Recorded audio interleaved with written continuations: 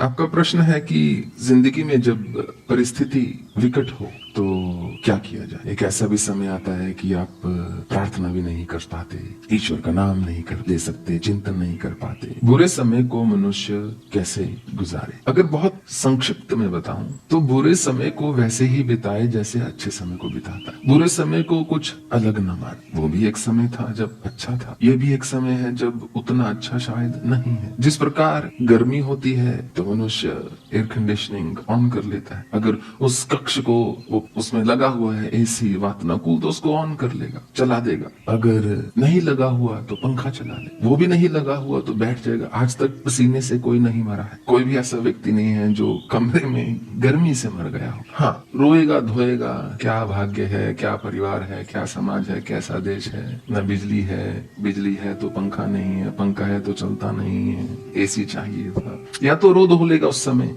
जब उसको लग रहा है मेरा समय दुखी है। अगर साधन है तो आनंद में थोड़ी देर बैठ जाएगा। अगर एसी को 20 डिग्री पे कर देगा, थोड़ी देर बाद उसको ठंड लगेगी। और जब जाड़े के दिन आएंगे तो वो 4 कपड़े ज्यादा ओढ़ लेगा। इसी को कहते हैं देश काल अवसर पात्र देख कर चलना। कभी मनुष्य को 4 कपड़े ज्यादा भी ओढ़ने पड़ते हैं और कभी उसको 2 कपड़े कम लेने पड़ते हैं। कहते हैं मुल्ला नसरुद्दीन एक बार एक सराय में रुका। वहां से जब वो चल पड़ा आगे अपने गंतव्य पर तो उसको याद आया कि मेरा छाता तो मेरे कमरे में भूल गया। भागा हुआ जाता है, दरवाजा बंद है, उसमें अब एक दंपत्ति, एक हस्बैंड वाइफ उस कमरे में। तो नॉक करने लगता है तो अंदर से उसको आवाजें सुनाई देती हैं। तो पति जो है पत्नी से बोल रहा होता है, ये सुंदर सुंदर आंखें किसकी हैं? वो बोलती है तुम्हारी हैं। ये सुंदर चेहरा किसका है? वो बोलती है तुम्हारा है। ये कोमल हाथ किसके? वो बोलती ये तुम्हारे हैं। मोजा ने कहा जब छतरी पर आओगे तो वो मेरी है।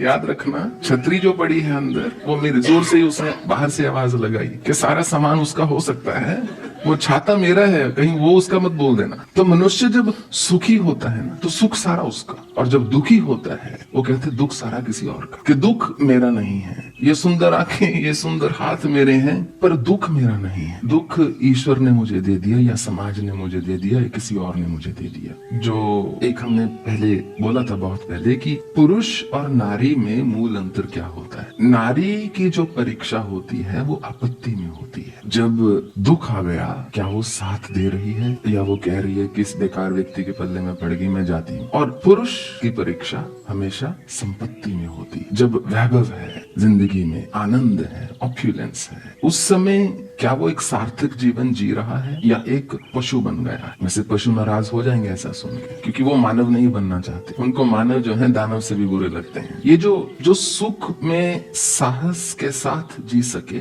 वो दुख में भी साहस के साथ जी सके। जो सुख में दुस्साहसी नहीं है वो सुख में हमेशा साहसी रहेगा। और जब तक मनुष्य इस बात का स्मरण रखता है हर पल जो है बीत जाए। जब चोट लगती है तो इतना दर्द होता है मनुष्य को, छोटे सी भी चोट लग जाए। कई बार तो ऐसा भ्रम हो जाता है शायद ये कभी ठीक ही नहीं होगी चोट, क्योंकि आजकल इंटरनेट पे इतने विस्तार से सब चीज लिखी होती है। बॉडी में कोई भी सिम्टम हो सर दर्द का, आप जाके रिसर्च करो, लगता है शायद कोई भयंकर ऐसी महामारी ना लग गई। डॉक्टर भी सारे टेस्ट लिख डालते हैं आजकल, क्योंकि 30 साल की उम्र में व्यक्ति डॉक्टर बनता है, उसको भी अपने पैसे पूरे करने हैं। परंतु मेरा कहने का तात्पर्य है कि जब सुख और दुख हम जान के चलें कि आ रहे हैं, जा रहे हैं, आएंगे जाएंगे, आएंगे जाएंगे, तो दुखने वाली क्या बात है। जब चोट लगती है तो इतना दुख होता है, पर समय दिया जाए तो वो घाव भर जाता है। फिर एक समय आता है निशान भी नहीं रहता। कुछ ऐसी चोटें होती हैं जिनका निशान कभी जाता नहीं। ये भी हो सकता है पर दुख चला जाए, उसकी स्मृति ना जाए। वो निरंतर जब जब उस चोट के निशान को देखेंगे तो वो याद कराएगा कि मुझे एक बार ऐसी चोट